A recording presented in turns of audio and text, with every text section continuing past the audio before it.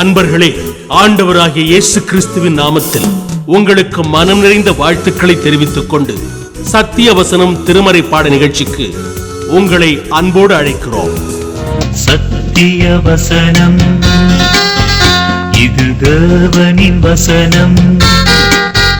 நாம் சோர்ந்து போகையில் கரம் கொடுக்கும் நம் தேவனின் வசனம், நம் தேவனின் வசனம்.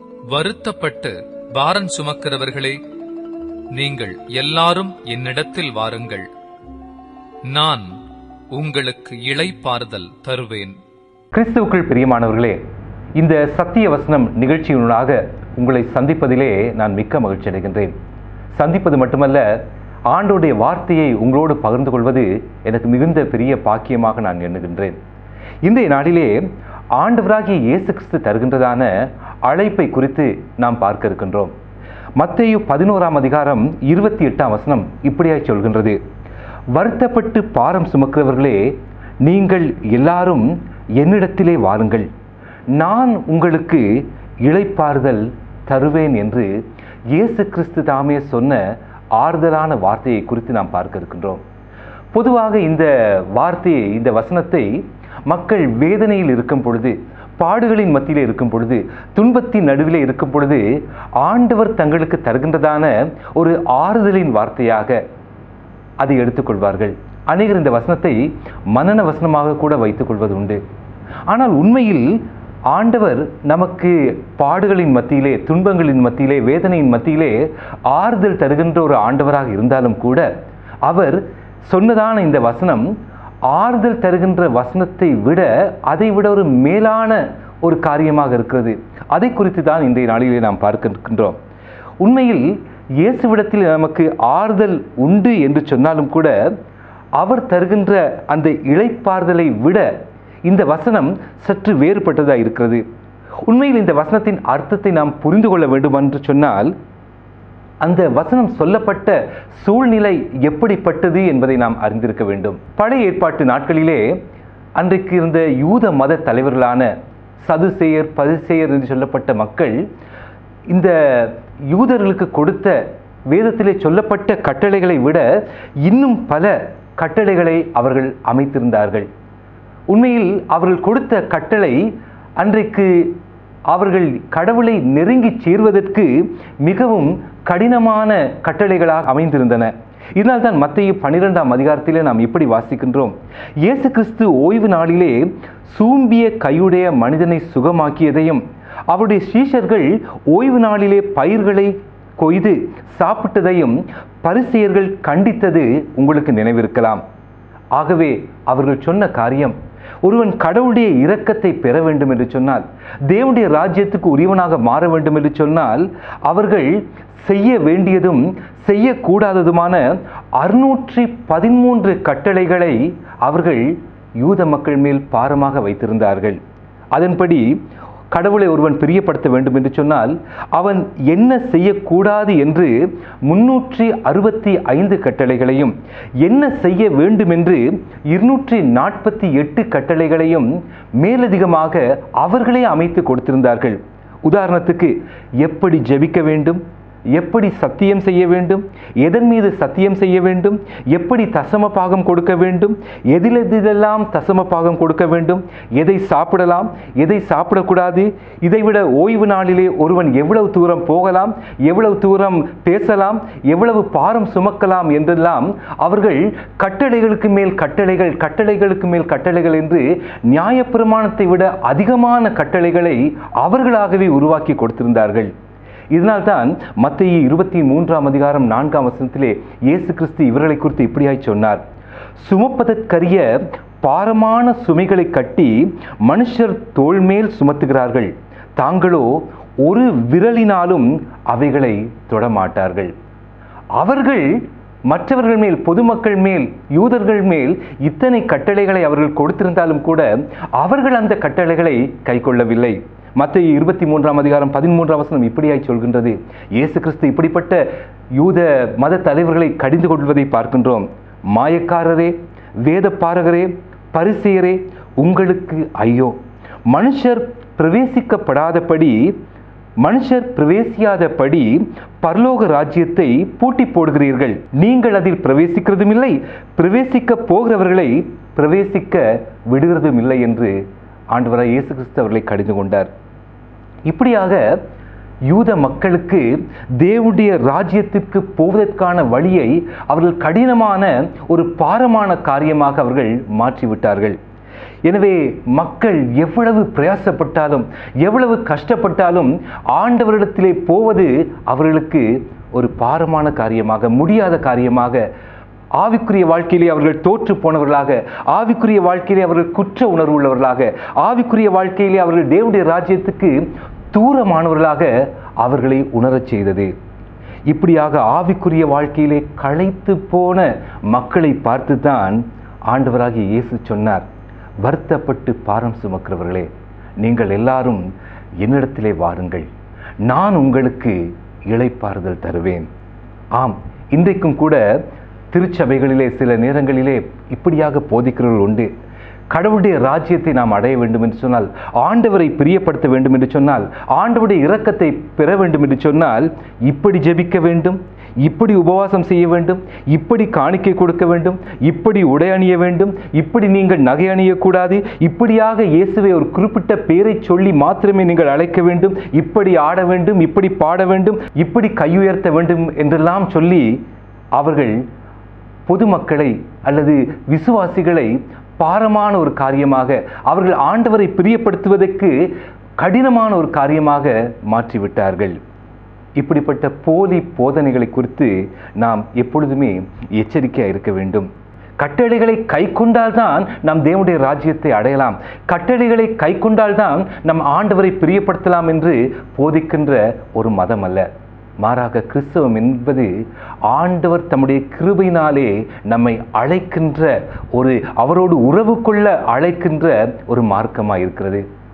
அதனால்தான் ஆண்டவராக இயேசு கிறிஸ்து சொன்னார், வருத்தப்பட்டு பாரம் சுமக்கிறவர்களே, நீங்கள் எல்லாரும் என்னிடத்திலே வாருங்கள், நான் உங்களுக்கு இளைப்பாறுதல் தருவேன் என்று சொல்கின்றார். பிரியமானவர்களே, ஒருவேளை இந்த நிகழ்ச்சியை கேட்டுக்கொண்டிருக்கிற, பார்த்து கொண்டிருக்கிற உங்களுடைய வாழ்க்கையிலே குற்ற உணர்வோடு, நான் எவ்வளவு பிரயாசப்பட்டாலும் ஆண்டவரை பிரியப்படுத்த முடியவில்லையே, நான் எவ்வளவு கஷ்டப்பட்டாலும் ஆண்டவர் எதிர்பார்க்கின்ற அந்த வாழ்க்கையை வாழ முடியவில்லை என்று சோர்ந்து போனவர்களாக இருக்கிறீர்களா? உங்களுக்கு ஒரு நற்செய்தி உண்டு. ஆண்டவர் சொல்கின்றார், வருத்தப்பட்டு பாரம் சுமக்கிறவர்களே, நீங்கள் எல்லாரும் என்னிடத்திலே வாருங்கள், நான் உங்களுக்கு இளைப்பாறுதல் தருவேன் என்று சொல்கின்றார். இந்த வசனத்தின் அடிப்படையிலே ஆண்டவருடைய அழைப்பு எப்படிப்பட்டது என்பதை குறித்து 3 காரியங்களை குறித்து நாம் பார்க்க இருக்கின்றோம். முதலாவதாக, ஆண்டவர் தருகின்ற அழைப்பு அவரோடு உறவு கொள்வதற்கான அழைப்பாய் இருக்கிறது. பாருங்கள், மத்தேயு 11:28 இப்படியாய் சொல்கின்றது, வருத்தப்பட்டு பாரம் சுமக்கிறவர்களே, நீங்கள் எல்லாரும் என்னிடத்திலே வாருங்கள் என்று இயேசு அழைப்பதை பார்க்கின்றோம். இன்றைக்கு சில மார்க்கங்கள் போதிப்பதைப் போல, நீ இந்த வழியிலே போனால் நீ கடவுளை அடையலாம், நீ இந்த விதமான காரியங்களை கை கொண்டால் கடவுளை அடையலாம் என்று சொல்லியெல்லாம் போதிக்கின்ற மார்க்கங்களை நாம் கேட்டிருக்கின்றோம். ஆனால் ஆண்டவராகிய இயேசு கிறிஸ்து தம்மோடு உறவு கொள்ளும்படியாக, தம்மோடு நெருங்கி வரும்படியாக அழைக்கின்ற ஒரு அழைப்பை பார்க்கின்றோம். அதுதான் நமக்கும் ஆண்டவருக்கும் உள்ள ஒரு உறவின் ஆரம்பமாக இருக்கிறது. இதை இரட்சிப்பு என்று சொல்வார்கள், இதை புது வாழ்க்கை என்று அழைப்பார்கள். எனவே ஒருவனுடைய கிறிஸ்தவ வாழ்க்கை எப்பொழுது ஆரம்பிக்கிறது தெரியுமா? நாம் ஆண்டவரோடு எப்பொழுது ஒரு தனிப்பட்ட உறவுக்குள்ளே வருகின்றோமோ அன்றைக்கு தான் ஆண்டவருக்கும் நமக்கும் இடையிலே ஒரு தனிப்பட்ட ஒரு உறவு வருகிறது. யோவான் 1:12 இப்படியாய் சொல்கிறது, அவருடைய நாமத்தின் மேல் விசுவாசம் உள்ளவர்களாய், அவரை ஏற்றுக்கொண்டவர்கள், அதாவது இயேசு கிறிஸ்துவின் நாமத்தின் மேல் விசுவாசம் உள்ளவர்களாய் இயேசு கிறிஸ்துவை ஏற்றுக்கொண்டவர்கள் எத்தனை பேர்களோ அத்தனை பேர்களும் தேவனுடைய பிள்ளைகளாகும்படியான அதிகாரத்தை ஆண்டவர் நமக்கு தந்திருக்கின்றார். பிரியமானவர்களே, இது எவ்வளவு ஆச்சரியமான ஒரு உறவு தெரியுமா? இந்த உலகத்திலே எந்த மனுஷனாலும் சுய முயற்சியினாலே பெற்றுக்கொள்ள முடியாத ஒரு அந்தரங்கமான ஆண்டவரோடு ஒரு உறவு கொள்கின்ற ஒரு உறவுக்குள்ளே ஆண்டவர் நம்மை அழைப்பதை நாம் பார்க்கின்றோம். நான் ஒரு பாரம்பரிய கிறிஸ்தவ, பேரளவிலே கிறிஸ்தவனாக வாழ்ந்து கொண்டிருந்த ஒரு பின்னணியைச் சேர்ந்தவன். ஆனால் என்னுடைய 19வது வயதிலே ஆண்டவராகிய இயேசு கிறிஸ்துவை தனிப்பட்ட விதத்திலே அறிந்து கொள்ளவும், அவரோடு உறவு கொள்ளவும், நான் அவருடைய பிள்ளை, தேவனுடைய தகப்பன், அவரை அப்பா பிதா என்று அழைக்கின்றதான அந்த உறவுக்குள்ளே வர ஆண்டவர் என்னை வழிநடத்தினார். அதுதான் ஆண்டவருக்கும் எனக்குள்ளும் வந்த ஒரு புதிய உறவாக நான் காண்கின்றேன். இந்த உறவை ஆண்டவர் ஒவ்வொருவரும் பெற்றுக்கொள்ள வேண்டும் என்று எதிர்பார்க்கின்றார். பிரியமானவர்களே, இன்றைக்கு உங்களுடைய கிறிஸ்தவ வாழ்க்கை எப்படி இருக்குது? மதம் சொல்லுகின்றதான கட்டளைகளையும் கை கொள்வதினாலே நமக்கு எந்த விதமான ரட்சிப்பும் வரப்போவதில்லை. இதெல்லாம் மனிதன் படைத்த கட்டளைகள். ஆனால் ஆண்டவர் நமக்கு கொடுத்திருக்கின்ற அழைப்பு என்ன தெரியுமா? வருத்தப்பட்டு பாரம் சுமக்கிறவர்களே, நீங்கள் எல்லாரும் என்னிடத்திலே வாருங்கள் என்று அழைக்கின்றார். 2 கொரிந்தியர் 5:17 இப்படியே சொல்கின்றது, ஒருவன் கிறிஸ்துவுக்குள் இருந்தால் புது சிருஷ்டியாக மாற்றப்படுகின்றான், பழையவை ஒளிந்து போயின, எல்லாம் புதிதாயின. இந்த அனுபவம் நாம் ஆண்டவரோடு தனிப்பட்ட உறவுக்குள்ளே வரும் பொழுது ஒவ்வொரு மனிதனும் பெற்றுக்கொள்ளக்கூடிய அருமையான ஒரு உறவாக இருக்கிறது. இந்த இயேசு கிறிஸ்து கொடுத்ததான இந்த அழைப்பின் 2வது பகுதி என்ன என்று சொன்னால், நாம் இயேசு கிறிஸ்துவின் சீடர்களாக இருப்பதற்காக அவர் அழைக்கின்றார். அவரோடு உறவு கொள்வதற்காக மட்டுமல்ல, நாம் அவரை பின்பற்றி அவருடைய சீடராக மாறுவதற்காக அழைக்கின்றார். மத்தேயு 11:28 நான் மறுபடியும் வாசிக்கின்றேன். வருத்தப்பட்டு பாரம் சுமக்கிறவர்களே, நீங்கள் எல்லாரும் என்னிடத்திலே வாருங்கள் என அழைக்கும் ஆண்டவர் அதற்கு அடுத்த வசனம் 29 இப்படியாய் சொல்கின்றார், நான் சாந்தமும் மனத்தாழ்மையுமாய் இருக்கிறேன், என் நுகத்தை உங்கள் மேல் ஏற்றுக்கொண்டு என்னிடத்தில் கற்றுக்கொள்ளுங்கள் என்று அழைக்கின்றார். ஆம், நாம் ஆண்டவருடைய சீடர்களாக, அவரை பின்பற்றுகின்றவர்களாக மாற வேண்டும் என்று அழைக்கின்றார். சீஷன் என்ற சொல்லின் இன்னொரு அர்த்தம் நாம் ஆண்டவரை பின்பற்றுகின்றவர்கள் அல்லது கற்றுக்கொள்கின்றவர்கள் என்ற அர்த்தம். நாம் ஏதோ ஒரு நாளிலே ஆண்டவரோடு ஒரு உறவுக்குள்ளே வந்தோம் என்று அந்த உறவு முறிந்து விடுவதில்லை அல்லது முடிந்து விடுவதில்லை.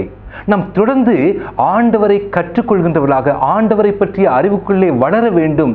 நாம் எப்படி வாழ வேண்டும், நாம் எப்படி ஆண்டவருடைய நாம் நெருங்கி வர முடியும், ஆண்டவருடைய குணாதிசயங்கள் என்ன என்பதை குறித்தெல்லாம் நாம் அறிந்து கொள்ள வேண்டும் என்று ஆண்டவர் நம்முடைய வாழ்க்கையிலே எதிர்பார்க்கின்றார். வாழ்க்கையிலே சில நேரங்களில் நாம் கடினமான தீர்மானங்களை எடுக்க வேண்டியிருக்கும். அப்படிப்பட்ட சூழ்நிலையிலே நான் ஆண்டவருடைய பிள்ளையாக எப்படிப்பட்ட தீர்மானங்களை எடுக்க வேண்டும் என்று ஆண்டவருடைய வார்த்தையை நாம் படிக்கும் பொழுது, கற்றுக்கொள்ளும் பொழுது ஆண்டவர் தாமே நமக்கு கற்றுத் தருகின்றவராக இருக்கின்றார். எனவே நாம் வெறும் பக்த கோடிகளாக இருக்க அழைக்கப்படவில்லை, நாம் ஆண்டோடைய சீஷர்களாக இருக்கும்படியாக அழைக்கின்றார். பக்த கோடிகளுக்கும் சீஷர்களுக்கும் வித்தியாசம் உண்டு. பக்த கோடிகள் வாரத்திலே ஒரு நாள் மட்டும் கடவுளை ஆராதிக்க போவார்கள். ஆனால் சீஷர்களோ அனுதினமும் ஆண்டவரோடு உறவு கொண்டு அவரை பின்பற்றுவார்கள். பக்த கோடிகள் பரவச அனுபவத்தை மட்டும் சார்ந்திருப்பார்கள். ஆனால் சீஷர்களோ அனுதினமும் ஆண்டவருடைய வார்த்தையை கற்றுக்கொண்டு அதிலே முதிர்ச்சி அடைந்து கனி கொடுக்கின்றவர்களாய், அவரை பின்பற்றுகின்றவர்களாய் இருப்பார்கள். பொதுவாக நாம் ஒரு காரியத்தை கற்றுக்கொள்ள ஆரம்பிக்கும் பொழுது நாம் தவறுவிடக்கூடும். எல்லோரும் ஒரே விதமாக காரியங்களை தொடங்குவதில்லை. ஒரு குழந்தை நடக்க ஆரம்பிக்கும் பொழுது அது ஒரே நாளிலே நடந்து விடாது. அது தடுக்கி விழுந்து மறுபடியும் எழுந்து நடக்க ஆரம்பிக்கும். அதே விதமாகத்தான் கிறிஸ்தவ வாழ்க்கையிலே நாம் ஆண்டவரை பின்பற்றும் பொழுது நாம் தடுக்கி விடலாம். சில நேரங்களில் நாம் மறுபடியும் பாவத்திலே விழுந்து விடலாம். ஆனால் ஆண்டவர் நம்மை வெறுப்பதில்லை. ஆண்டவர் மறுபடியும் நம்மை மன்னித்து மறுபடியும் அழைக்கின்றவராக இருக்கின்றார். வருத்தப்பட்டு பாரம் சுமக்கிறவர்களே, நீங்கள் எல்லாரும் என்னிடத்திலே வாருங்கள், என்னிடத்தில் வந்து கற்றுக்கொள்ளுங்கள் என்று அவர் நம்மை அழைக்கின்றவராக இருக்கின்றார். அதனால்தான் மத்தேயு 11:29 இப்படியே சொல்கின்றது, என் நுகத்தை உங்கள் மேல் ஏற்றுக்கொண்டு என்னிடத்தில் கற்றுக்கொள்ளுங்கள் என்று ஆண்டவர் நம்மை அழைக்கின்றார்.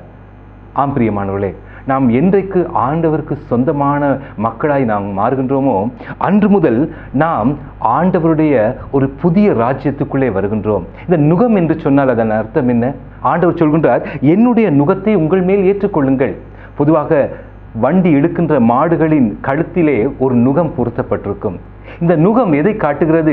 நாம் போக வேண்டிய வழி எது என்பதை அந்த மாட்டுக்கு உணர்த்துகின்றதாக இருக்கும். அதே விதமாக ஆண்டவருடைய நுகத்தை நாம் ஏற்றுக்கொள்ளும் பொழுது, ஆண்டவருடைய அந்த வழிநடத்துதலை நாங்கள் ஏற்றுக்கொள்ளும் பொழுது ஆண்டவர் நமக்கு சொல்லித் தருவார் நாம் எப்படியாக நம்முடைய வாழ்க்கை அமைய வேண்டும் என்பதாக. மூன்றாவதாக ஆண்டவர் தருகின்ற அழைப்பு அது இளைப்பாறுதலுக்கான அழைப்பு. ஆம் பிரியமானவர்களே, ஆண்டவர் நம்மை வருத்தப்பட்டு பாரம் சுமக்கிறவர்களை நீங்கள் எல்லோரும் என்னிடத்திலே வாருங்கள், நான் உங்களுக்கு இளைப்பாறுதல் தருவேன் என்று சொல்கின்றார். ஆம், தேவன் நமது பாவங்களை மன்னிப்பதற்கும் நம்மை ரட்சிப்பதற்குமான சகல காரியங்களையும் செய்து முடித்து விட்டார். நாம் நம்முடைய ரட்சிப்பை அடைவதற்காகவோ நம்முடைய பாவங்கள் மன்னிக்கப்படுவதற்காகவோ எதுவுமே செய்ய முடியாது, எதுவுமே செய்ய தேவையில்லை. நாம் செய்ய வேண்டிய ஒரே ஒரு காரியம், ஆண்டவர் தருகின்ற அந்த மன்னிப்பை விசுவாசத்தோடு ஏற்றுக்கொள்ள வேண்டும் என்று ஆண்டவர் எதிர்பார்க்கின்றார். பிரியமானவர்களே, உங்களுடைய வாழ்க்கையிலே நான் ஆண்டவரை பிரியப்படுத்த முடியவில்லையே, என்னுடைய வாழ்க்கை ஒரு வெற்றியுள்ள கிறிஸ்தவ வாழ்க்கை இல்லையே என்று நீங்கள் சோர்ந்து போயிருக்கிறீர்களா? இந்த நாளிலே ஆண்டவருடைய வார்த்தையின் மூலம் நான் உங்களை உற்சாகப்படுத்த விரும்புகின்றேன். ஆண்டவர் சொல்கின்றார், வருத்தப்பட்டு பாரம் சுமக்கிறவர்களே, நீங்கள் எல்லோரும் என்னிடத்திலே வாருங்கள். உறவு கொள்ளும்படி அழைக்கின்றார். அவரிடம் கற்றுக்கொள்ளும்படி சீஷர்களாக மாறும்படி அழைக்கின்றார். நாம் அவரிடத்திலே வரும்பொழுது ஆண்டவர் அவருடைய ஆறுதலை நமக்கு தருகின்றவராக இருக்கின்றார்.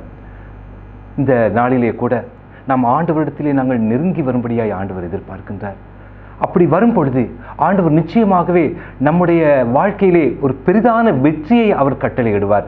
நம்முடைய வாழ்க்கையிலே தோற்று போன காரியங்கள், சோர்ந்து போன காரியங்கள், பலவீனமான காரியங்கள் எல்லாவற்றையும் மாற்றி அவரால் நம்மை ஒரு புதிய சிருஷ்டியாக மாற்ற முடியும் என்பதை நீங்கள் விசுவாசிக்கின்றீர்களா? நீங்கள் விசுவாசிப்பீர்கள் என்று சொன்னால் ஆண்டவர் அந்த காரியத்தை உங்களுடைய வாழ்க்கையிலே நிச்சயமாய் செய்யக்கூடும். எபேசியர் 2:8 இப்படியாய் சொல்கின்றது, கிருபையினாலே விசுவாசத்தை கொண்டு ரட்சிக்கப்பட்டீர்கள், இது உங்களால் உண்டானதல்ல, இது தேவனுடைய ஈவு. ஆம், இது தேவன் நமக்கு தருகின்ற ஒரு பரிசாய் இருக்கிறது. இந்த நாளிலும் ஆண்டவரிடத்திலே அந்த பரிசை நாம் பெற்றுக்கொள்ளும்படியாக நாம் ஆண்டவர் நோக்கி நாங்கள் ஜெபிப்போமா? கிருபையுள்ள எங்கள் பரம தகப்பனே, இந்த நாளிலும் விசேஷமாக இந்த நிகழ்ச்சியை கேட்டுக்கொண்டிருக்கின்ற, பார்த்து கொண்டிருக்கின்ற ஒவ்வொரு மக்களுக்காக நான் ஜெபிக்கின்றேன். வாழ்க்கையிலே தோற்று போனவர்களாக, இனி என்னால் முடியாது என்று குற்ற உணர்வோடு தேவனுடைய ராஜ்யத்துக்கு தங்களை தூரமானவர்களாய் நினைத்து கொண்டிருக்கின்ற மக்களுக்கு நீர் கொடுக்கின்ற அந்த அன்பின் அழைப்பின் நிமித்தம் வருத்தப்பட்டு பாரம் சுமக்கிறவர்களே, நீங்கள் எல்லாரும் என்னிடத்திலே வாருங்கள், நான் உங்களுக்கு இளைப்பாறுதல் தருவேன் என்று சொன்ன அந்த ரட்சிப்பின் அனுபவத்தை, அந்த ஆறுதலின் அனுபவத்தை, அந்த புதிய வாழ்க்கையின் அனுபவத்தை இந்த நிகழ்ச்சியை கேட்டுக்கொண்டிருக்கின்ற ஒவ்வொருவருக்கும் நீர் கொடுக்கும்படியாய் நாங்கள் ஜெபிக்கின்றோம். இந்த நிகழ்ச்சியை பார்த்து கொண்டிருக்கின்ற ஒவ்வொருவரையும் ஆசீர்வதியும். அவருடைய வாழ்க்கையில் இருக்கிற பாரங்கள், அவருடைய வாழ்க்கையில் இருக்கிற துக்கங்கள் எல்லாவற்றையும் மாற்றி நீர் அவருடைய வாழ்க்கையை ஆளுகை செய்கிற ஆண்டவராய் அவருடைய வாழ்க்கையிலே விடுதலையை கட்டளையிடும். இயேசுவின் நாமத்தில் நாங்கள் ஜெபம் கேட்கிறோம். ஆமேன்.